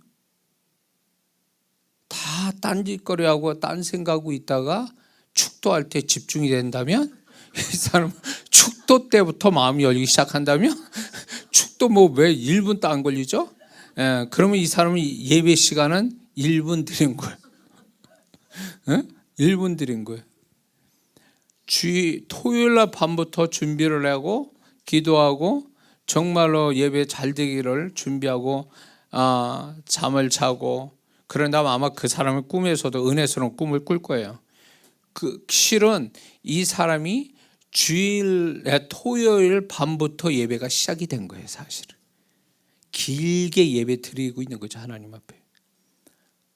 제가 전에도 그렇고 제 아내도 그렇게 그런 헌금을 드릴 때 구겨진 돈 드리지 않고 다래미로 진짜 돈을 이렇게 빳빳하게 토요일 그때 이렇게 하고 주일날 이제 예배 드릴 때 헌금을 이렇게 한 적들이 많거든요. 그럴 때 주님께서 그 부분에 굉장히 기뻐하셨던 것 같아요. 저의 태도에 대해서. 그러니까 우리는 예배를 딱 시작 11시에 딱 하면서 보통 11시에 되는데 11시 예배 우리 교회는 10시 20분이지만 딱 11시 할 때 그때부터 마음 열면 그 사람이 이제 예배 시간은 그때부터 시작이 되는데 그 이전부터 마음을 준비하고 오는 사람이 있다면 그때부터 예배가 시작이 되는 거예요. 차를 가지고 교회 올 때 차 안에서 기도하고 찬양 들으면서 오늘 예배를 잘 드리기 위해서 한다면 그 차 안이 벌써 예배의 시작이 예배 현장이 차 안이 되는 거예요. 하나님은 그때부터 역사하기 시작하는 거죠. 근데 이게 마음이 딱 열리지 않는 상태로 예배가 끝난다. 이런 분이 있죠. 속상한 일이 있어요. 그래가지고 예배 드리는 주일날에도 잔뜩 화가 나거나 마음이 속상한 상태에서 예배를 딱 드리는데 끝날 때까지 마음을 안 열어. 그런 성도가 눈에 보이거든요. 나도 엄청 부담스러워 그 성도는. 그러면 뭐가 왜 저럴까? 무슨 문제일까? 부부싸움을 밤새도록 했나? 뭐 어쨌나? 뭐 별 생각 다 하죠. 그런데 예배를 마쳤는데도 마음이 풀지 않는 상태가 있다면 이 사람은 예배 안 드린 거예요. 하나님 안 받으시는 거예요. 몸뚱이를 받겠습니까? 우리의 몸뚱이를 구약처럼 제물로 그 몸뚱이가 받겠냐고. 그게 아니라 신약의 예배는요, 몸뚱이가 아니라 마음이거든. 그 마음이 구약의 제물과 같은 거예요. 근데 마음이 벌써 다 닫혀 있고 하나님 보시자 기분 나쁜 마음을 딱 가지고 있는데 무슨 그게 예배예요? 예배가 아니에요. 그 사람은 예배 드리는 게 아니에요. 그렇기 때문에 이런 어떤 하나님을 향해서 예배의 축복을 주시려고 일하시는데 내가 벌써 자세가 안 돼 있어. 그러면 예배 축복 못 받는 거죠. 그게 자기 스스로가 예배를 방해하는 거예요. 자기가 예배를 스스로 방해하고 있어. 그러면 안 된다는 거죠. 그리고 이제 두 번째 우리가 주님의 일하심을 방해하는 것은 주님을 언제 어디든지 주님을 찾지 않고 초청하지 않는 태도가 주님의 일하심을 방해하는 거예요. 자, 뭐 우리 같이 소위 말해서 이렇게 평범하게 살아가는 우리들은 그런 게 없지만 좀 있다라고 하는 저 사는 사람들은 뭐 잔치가 있으면 초청장을 보내잖아요. 초청장이 있어야 그 자리에 갈 수 있잖아요. 초청해 줘야. 초청을 하지 않으면 갈 수 없지요. 그게 그 사람들 문화잖아요. 똑같아요. 우리가 주님은 인격적인 분이시고 그 인격적인 분이시기 때문에 존중받기 원하시는데 내가 그분을 찾지 않고 무시하면 그분은 절대로 안 나타나십니다. 그러니까 왜 주님 나한테 안 나타나십니까? 야, 네가 나를 존중해서 네가 나를 초청해서 그 자리에 그 일에 초청했냐는 거예요. 나를 찾았느냐는 거예요. 안 찾았으면 주님도 안 나타나시는 거예요. 저는 그래서 교회에서만 주님 오셔서가 아니라 내가 우리 가정, 우리 일터 거기에도 그분이 오셔야 되거든요. 거기가 진짜 주님 오셔서 역사를 해주셔야 현장이잖아요. 안 믿는 가족들이야 나만 예수 믿고, 일터는 그냥 다 세상 조직에 세상 사람아 바글바글해. 거기서 직장 생활할 때 거기서 주님이 오시게 해서 그분이 다스려서 그분이 영광을 받으시고 또 그분과 함께해서 일터에서 또 하나님이 나를 축복하시는 걸 경험해서 이게 간증이 돼야 되잖아요. 근데 주님을 초청하지 않아. 같이 씩씩거리고 뒷담화하면서 욕하고 있어. 이게 무슨 이게 그렇게 하는 게 맞냐고. 주님은 내가 어디를 가든 나를 통해서 영광을 받으시고 그분이 나의 왕 되시고 나의 주가 되시게 하려면 그분을 초청을 해야 된단 말이에요. 초대를 해야 된단 말이에요. 내 현장에. 그런데 우리는 그 일을 소홀히 한단 말이에요. 그리고 주님과 함께 해주세요. 뭘 언제 어떻게 해달라는 거 어떻게. 그분을 존중해서 함께 하시도록 만들어 줘야 되는데 그냥 말만 하면 되는 거예요. 그 말만 하면. 그게 내가 정말로 주님 오늘 또 미리 얘기하고 그 시간이라 그 사람과 그 현장에 있을 때 주님 여기에 함께 해주시라고 그 순간에도 그렇게 한다면 정말 실감나게 그분이 나를 돕는 걸 경험할 수 있거든요. 그런데 우리가 그렇게 하지 않고 그냥 알아서 어떻게 해주시겠지 하면 그 사람 주님 흔적 찾을 수 있습니까? 어떻게 도와내지? 도와주시지도 않고 주님의 흔적도 없어요. 그렇게 되면. 그러면 정말 주님이 내가 있는 곳이 하나님이 다스리시는 그 현장이 되고 그 관계가 되고 그 일이 되게 해 주시려고 하는데 내가 그분을 초청하지 않는데 무슨 그분이 역사를 하냐 말이에요. 그래서 그분의 일을 내가 방해하는 거예요. 초청하지 않으면 그 자체가 주님이 나를 위해서 일하심을 내가 스스로 방해하는 것이다. 우리가 그것을 알아야 될 줄 믿습니다. 세 번째는 믿는 자가 선택과 결정을 자기 마음대로 하는 고집스러운 태도가 이게 주님이 나를 위해서 일하시는데 방해로 거는 거예요. 이 부분에 대해서 사단은 끊임없이 네 생각이 맞다. 너 지금 상황을 봐라. 이게 맞는 거야. 다른 사람 얘기를 자꾸 들으면서 그게 맞으니까 빨리 결정해라. 이런 식으로 결정과 선택을 결국은 내가 이렇게 종합적으로 해가지고 내가 결정하도록 자꾸 사단을 이렇게 유도하거든요. 그런데 여기서 이런 태도 때문에 이런 거를 하게 되면 특히 중요한 부분, 뒤에 가서 굉장히 후회 많이 하고 손해 엄청 많이 보는 그 중요한 선택과 결정에서는 사단이 얼마나 역사한지 몰라요. 망가뜨리려고 믿는 자를. 그것도 모르고 그냥 지금 자기 생각, 딴 사람 말, 상황들 이런 걸 고려해가지고 자기는 결정하는데, 아니 다윗이 전쟁에서 그 쫓겨나가는 그 적군들을 향해서 가서 죽이는 게 마땅하지 그걸 물어보느냐고. 그 시간에 주님께 가서 죽이지 말지를. 그거는 다윗이 밀어내서가 아니에요. 왜 그러냐면 그 순간만큼은 그 전쟁은 하나님께 속한 것이요, 그분이 모든 게 결정짓는 분이기 때문에 그분의 결정이 어떻게 되는지를 듣고 자기는 순종할 마음으로 그렇게 얘기하고 있는 거예요. 우리는 내가 결정하는 자가 아니라 나는 순종하는 자라고요. 믿습니까? 내가 결정하는 역할, 결정하는 내가 그 위치에 있는 사람이 아니라고요. 우리는 머리 된 자가 아니에요. 손발이 되는 자지. 이걸 자꾸 거꾸로 생각하니까 자꾸 그분의 그분을 놓쳐가는 거죠. 자꾸. 올해도 여러분들이 어떤 선택과 결정할 일들이 막 생기는데 이거 하나 분명히 아시는 게 중요해요. 제 삶에 제가 배워진 노하우 하나가 있는데 그게 뭐냐면, 귀신은 아주 공통점으로 뭐가 있냐면 조급함과 불안감을 줘서 선택과 결정하게 만들어요. 만약에 주변의 사람들이 빨리 해라, 지금 빨리 결정해야 돼. 지금 안 하면 큰일 나. 그러면서 자꾸 우리를 재촉하잖아요. 그래서 마음이 급해지고 그다음에 불안한 마음을 자꾸 불안한 마음이 생기잖아요. 그러면 그때 하지 마세요. 그건 귀신이 유도하는 거예요. 그 사람은 잘못된 선택을 만들려고.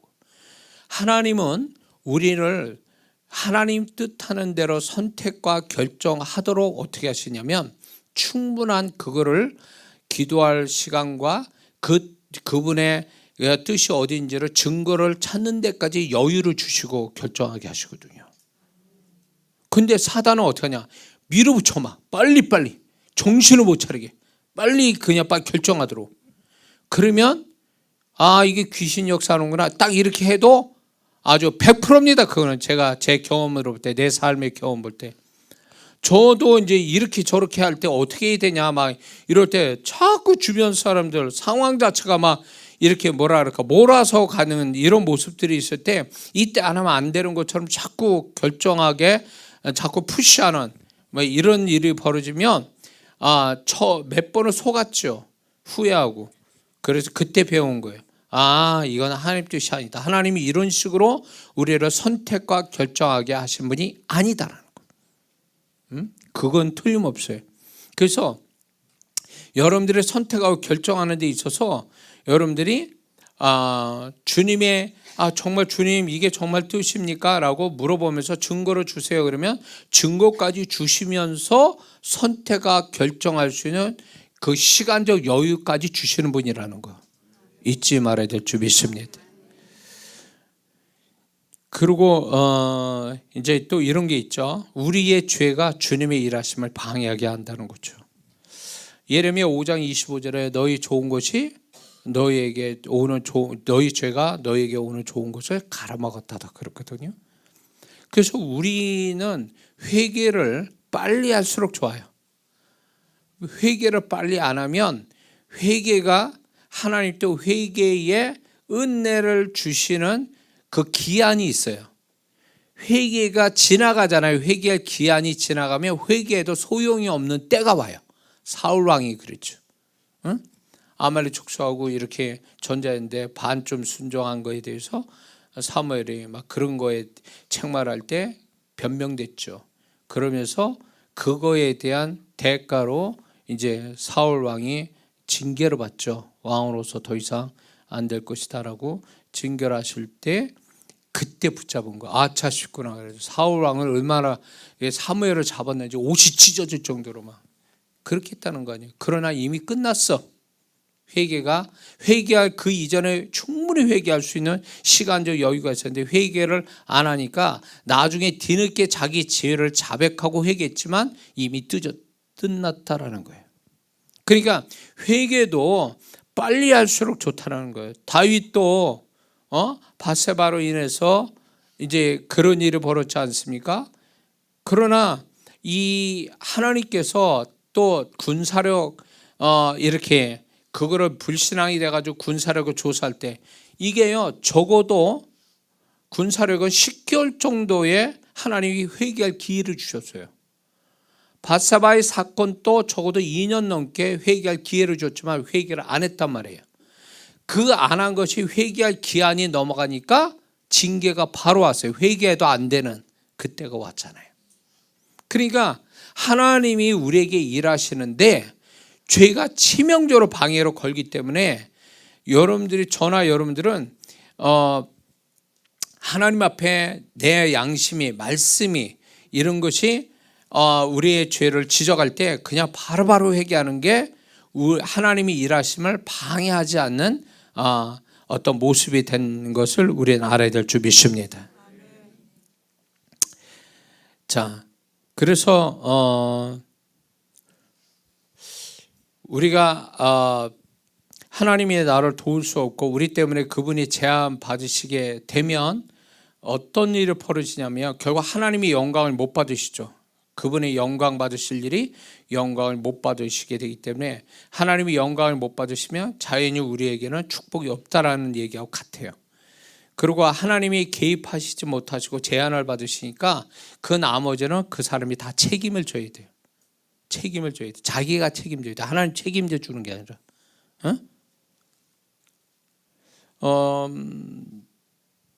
그리고 하나님이 개입하시지 않으시니까 그것이 잘 되든 잘못되든 간에 하나님과 상관없는 것이 돼서 하나님 앞에서는 그게 무의미하고 무가치한 것이 된다는 거예요. 무의미하고 무가치한. 그래서 이 부분이 정말 무서운 거예요. 이게 하나님이 개입하셔서 나의 일을 도와주셔서 영광을 받으셔야 그게 나에게 가치가 있는 건데 하나님이 개입해 들어와서 나를 도와주신 일이 아니니까 나하고 상관없는 일이 되어버리고 하나님과 상관없는 일이 돼서 그분이 영광을 못 받으시니까 하나님을 볼 때는 하나님과 상관이었으면 그 자체가 하나님 앞엔 의미가 없고 무가치하다라는 거죠. 이게 무슨 말이에요. 나는 도무지 너 뭐 하는지 모르겠다. 그날에 많은 자들을 선자 노릇고 병을 고치고 귀신 쫓았나이다. 내가 도무지 너희들은 모르겠다. 불법을 행한 자들을. 그러니까 그분이 보실 때 무의미하게 보시는 것들이 있다라는 거예요. 무의미하게. 그러니까 그분의 일하심이 아니라 내가 혼자 다 해버려가지고 한다면 그건 하나님 앞에서 의미가 없는 거라는 거예요. 그래서 가끔가다 성도분들이 하나님께 감성금 드리고 막 이럴 때 이분이 정말 감사해서 감사하는 거요. 아니면 이게 진짜 형식으로 하는 거요. 그냥 하는 거요. 이런 것들이 있어요. 근데 이제 그런 성도분들한테 묻고 싶은 게 뭐냐면 뭐가 감사냐고요. 뭐가. 하나님이 뭘 어떻게 해주셨기에 감사하고 하나님이 어떻게 해주신 거를 알고 있느냐 그 얘기예요. 그냥 교회에서 배웠으니까 또 안 하면 또 이상하고 괜히 유튜브 감사 헌금 안 하면 또 내가 죄 짓는 것 같고 그러니까 감사 헌금 하는데 문제는 뭐냐면 뭘 가지고 감사해? 하나님이 개입하셔서 정말 도와주신 증거가 있느냐는 거예요. 그래야 감사되죠. 아무것도 없는데 무슨 형식적으로 감사하는 게 무슨 하나님께 영광이에요. 그렇지 않거든요. 그래서 여러분들이 하나님께 감사하는 건 좋은데 그 감사가 분명한 어떤 감사할 이유를 가지고 있냐, 하나님이 개입하셔서 어떻게 하셔 주셨는가를 분명히 알고 감사하는 게 대단히 중요합니다. 할렐루야. 그래서 제가 이제 사역자로서 이렇게 사역할 때도 저는 이제 가끔가다 이제 주님의 마음으로 다른 분들의 사역을 이렇게 볼 때가 있거든요. 그러면 주님의 마음으로 그분을 이제 인간적으로 판단하는 게 아니라 주님의 마음으로 딱 판단을 해볼 때 주님이 저거 인정 안 하신다, 저거 보증 안 하신다. 분명히 영적인 일이고 영적인 일인데 주님이 보증을 안 하신다는 거예요. 이게 굉장히 무서운 말이에요. 주님이 저를 가르치시기 위해서 그러신 것 같아요. 열심히 해도 나는 그거 인정 안 해, 이러시는 거예요.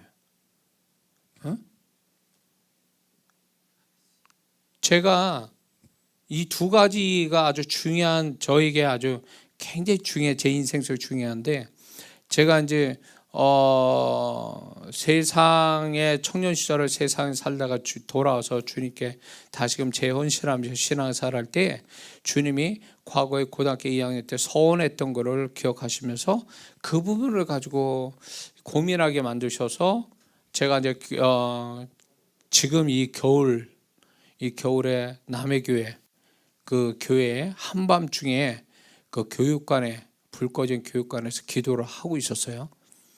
그러면서 하나님께 씨름했어요. 야곱처럼. 하나님, 저는 이제 주의적 못 됩니다.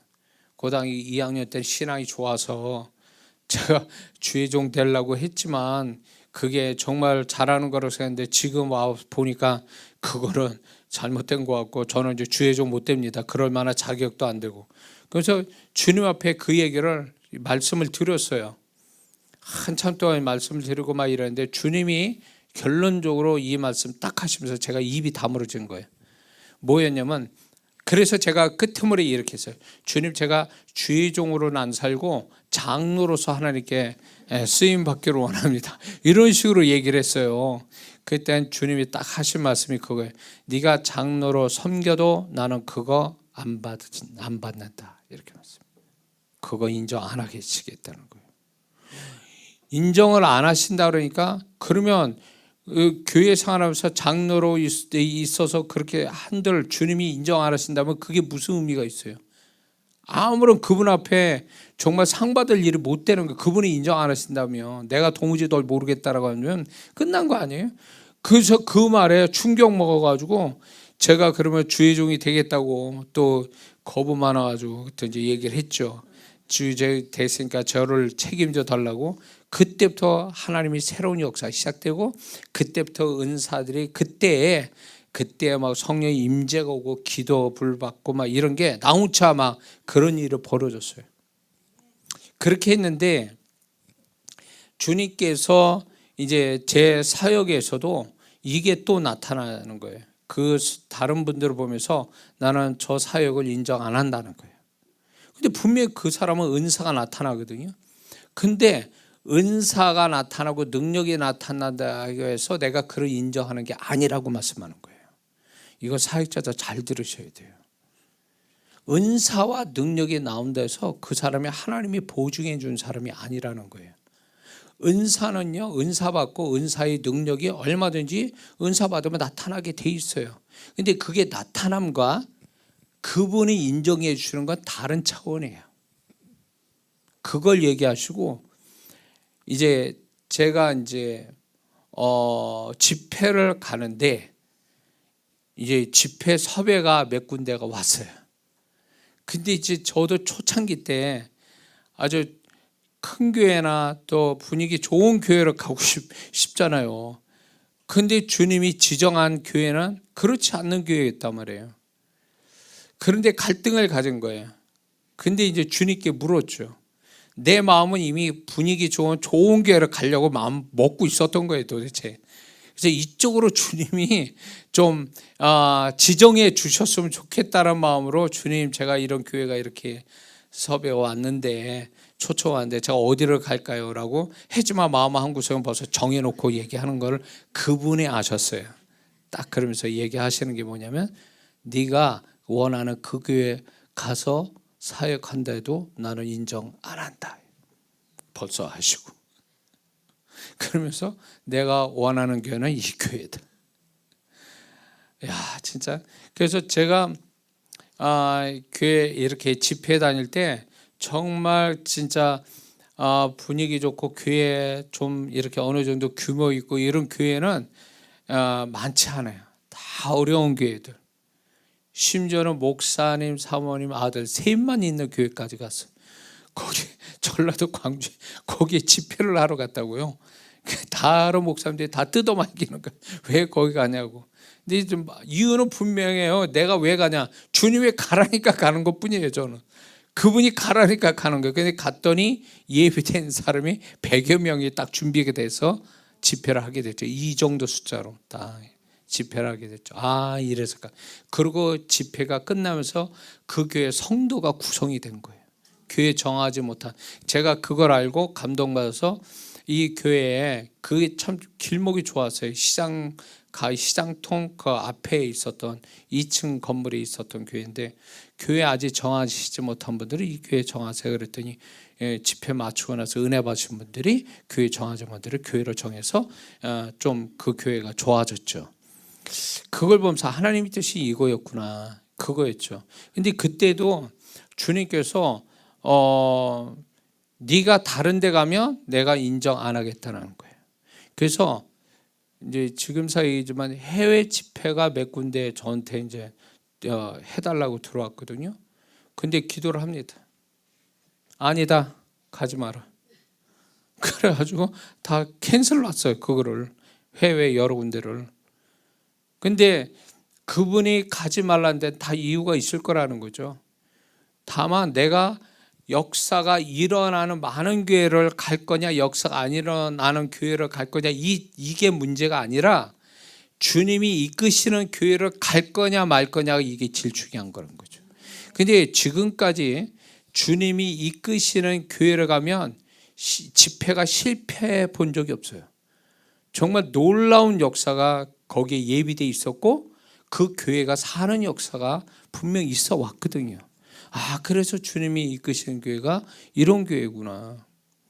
그래서 이제 주님이 인정하시는 데를 가게 되면 주님의 예비하심을 경험하게 되고 또 주님이 저를 쓰시고 또 그 교회는 그 교회대로 축복받는 역사들이 있게 되죠. 그런 거예요. 그러니까 이게 이제 그분의 어떤 뭐랄까 내가 좋아 보일 것 같아도 주님은 아니다. 나는 그거 의미 없어 라고 하면 그거 딱 손 떼야 돼요. 그게 주님을 정말 신뢰하고 주님을 사랑하는 자의 모습이거든요. 그게 아니라 자꾸 자기 판단이 지금 좋을 것 같으니까 아쉬우니까 붙잡고 막 이러다가 애쓰고 힘썼는데 주님이 보증하지 않고 인정도 안 해주고 무의미하다고 생각하니까 하나도 거기서 건지는 게 없는 거예요. 고생만 바가지로 하고 막. 그럼 알아채야 돼요. 이게 내가 잘못 선택했구나.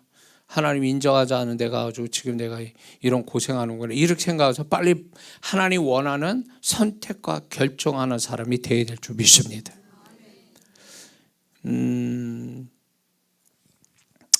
그러므로 우리가 하나님이 나를 위해 마음껏 일하시도록 돕는 자가 되려면 지금까지 쭉 얘기했지만 그분이 뭘 원하시고 어떻게 하기를 원하시니 그것부터 1번이 돼야 돼요. 상황이 어떠냐, 뭐라고 사람이 말하냐, 이게 중요한 게 아니라 그분이 나에게 원하시는 게 뭐냐, 이거부터 알아내야 돼요. 이거부터. 그게 그분을 존중하는 모습이고 그렇게 할 때 그분의 일하심이 100% 날 위해서 일하심이 이게 그분의 뜻대로만 간다면 100% 그분의 원하는 대로 우리가 그런 모습을 보게 될 줄로 믿습니다. 그리고 그분에게 결정권을 그분에게 항상 드려야 돼요. 어떻게 그분이 하기를 원하시니 그분이 뜻이면 내가 순종하겠습니다 라고 하는 결정권을 그분 앞에 드려야 그분의 마음껏 일하시는 나를 위해서 일하시는 모습을 보게 될 줄 믿습니다. 잠언서 3장 6절에 너는 범사의 그를 인정하라. 그리하면 내 길을 지도하시리라. 그렇습니다. 그리고 그분을 항상 언제 어디든지 그분을 찾고 그분을 그곳에 초청하는 것이 습관화돼야 돼요. 습관화돼야 돼요. 그러니까 저는 여러분과 집회를 이렇게 하면서 제가 이제 여기서 앉아서 좀 기도를 좀 길게 하는데 항상 빠지지 않는 게 우리만 잊지 않게 하시고 주님이 오시고 성령께서 이 현장을 덮게 해달라고 이 기도를 항상 하거든요. 그러니까 그분을 먼저 존중해 드리는 것이 결국 그분의 일하심이 풍성하게 나타나는 거예요. 그래서 저는 지금까지 집회 횟수가 거의 한 2,000회 정도가 되거든요. 그런데 그분의 일하심은 똑같은 적이 한 번도 없어요. 다 틀려요. 그러니까 그분의 일하심이 그분은 항상 새 일을 행하시니까 그분이 또 어떤 일을 새 일을 행하실까에 대한 그렇게 제가 오랫동안 집회를 했음에도 불구하고 긴장이 될 수밖에 없어요. 그리고 그분이 오늘 이 현장에도 오셔서 마음껏 일하시게 해달라고 제가 간절히 기도하죠. 그럴 때 주님을 높일 때 주님은 기쁘게 나타나신다는 걸 우리는 잊지 말아야 될 줄 믿습니다. 그리고 이제 주님이 나를 위해서 일하시게 하는데 우리가 보통 기도를 하게 되는데 기도를 먼저 하고 있어야 돼요. 기도가 있어야 돼요. 기도를 안 하면 그분의 일하심을 원하지 않는 것 같은 태도입니다. 근데 기도를 할 때도 기도를 어떤 식으로 하느냐가 중요해요. 그게 뭐냐면 그분이 일하실 때에 일하시게끔 도우시는 어떤 기도 내용이 있어야 돼요. 나조차고 얘기하는 게 아니라 그분이 이런 식으로 기도할 때 그분이 더 풍성히 일하신다고 생각하고 그런 기도를 해야 돼요. 그런 기도를 해야 되는데 우리는 주야장창 내 입장에서만 기도하고 있고 이런 거 있죠. 예를 들면 이런 것도 있어요. 기도를 할 때 시시각각 그 기도 내용이 달라질 수가 있거든요. 상황이 달라질 수 있어요. 그러면 상황이 달라질 때마다 기도를 바꿔야 돼요. 바뀌어져야 돼요. 그분이 새롭게 일하시도록 기도 내용도 바꿔야 되는데 자, 예를 들어서 기도를 시작해서 내가 어느 정도 기도했는데 그 기도에 기도한 대로 상황이 10번 정도가 바뀌었다고 한번 예를 들어봅시다. 10번 정도 바뀌었는데 이 사람은 처음 기도한 거를 주야장창 10번의 상황이 바뀌었는데도 처음 기도를 계속하고 있다면 이게 뭘 의미할까요? 이 사람은 기도 못하는 사람이에요. 이 사람은 주님의 일하심을 그러니까 상황이 바뀔 때마다 그분이 새롭게 일하시도록 기도를 도와드려야 되는데 나는 기도를 지금 남의 다리를 긋고 있는 거예요. 지금 상황은 10번씩이나 바뀌고 있는데 처음 기도처럼 하는 거예요. 처음 한 그 기도 내용 그대로 가지고 10번 상황이 바뀌어도 동일한 기도하면 이건 주님을 돕는 게 아니에요. 이게 이런 기도는. 그래서 기도에 대해서 제가 우리 성도분한테 또 그러고 이제 제가 목요일마다 제가 메시지 전한 적이 있는데 기도할 때에 처음 기도해서 기도했기 때문에 10번의 상황이 바뀌면 10번 상황 바뀌는 대로 거기에 기도 맞춰서 또 기도해야 돼요. 그래야 그분이 새롭게 일하실 거 아니에요. 거기에 맞추어서. 근데 나는 구닥다리 쓰고 있는 거예요 지금. 옛날 그거 전혀 쓸모도 없는 그 아무리 해도 안 되는 그런 기도하는 거예요. 자, 핸드폰이 1년마다 막 바뀝니다. 지금 또 뭐 옛날 폰 쓰는 분들 있죠. 나이 드신 분들이 옛날 폰 쓰는데 옛날 폰은 제약이 많죠. 기능도 없고. 그러니까 다양하게 어떻게 핸드폰을 사용 못해요. 지금까지 핸드폰의 진화가 엄청 많이 됐단 말이에요. 많이 됐는데 그 진화가 되면서 좋은 기능이 생기고 핸드폰에 유익함이 있어 왔단 말이에요. 그것처럼 우리가 기도가 계속 그분이 일하시도록 우리의 기도도 진화가 돼야 되거든요. 새로운 상황에 맞는 기도가 계속 나와야 줘야 되는데, 그래야 그분이 즉각적으로 내 기도를 통해서 막 일하시는 게 보이는데, 그런 기도를 안 하고 맨날 구닥다리 기도를 하고 있어. 그래 그분이 뭘 그거 가지고 일을 하시냐고. 상황은 지금 한창 바뀌어가고 있는데, 이건 주님이 가르쳐 주신 거예요. 이 기도 방법은.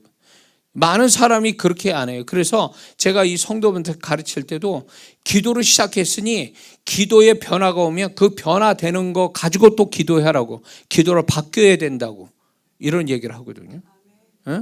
근데 이런 게 있어요. 제가 이게 경험한, 주님으로부터 배운 건데, 그게 뭐냐면, 이 얘기를 좀 한두 번 했을까 얘기했는데, 이제 들으신 분들도 있지만 못 들으신 분들을 위해서 얘기하는데,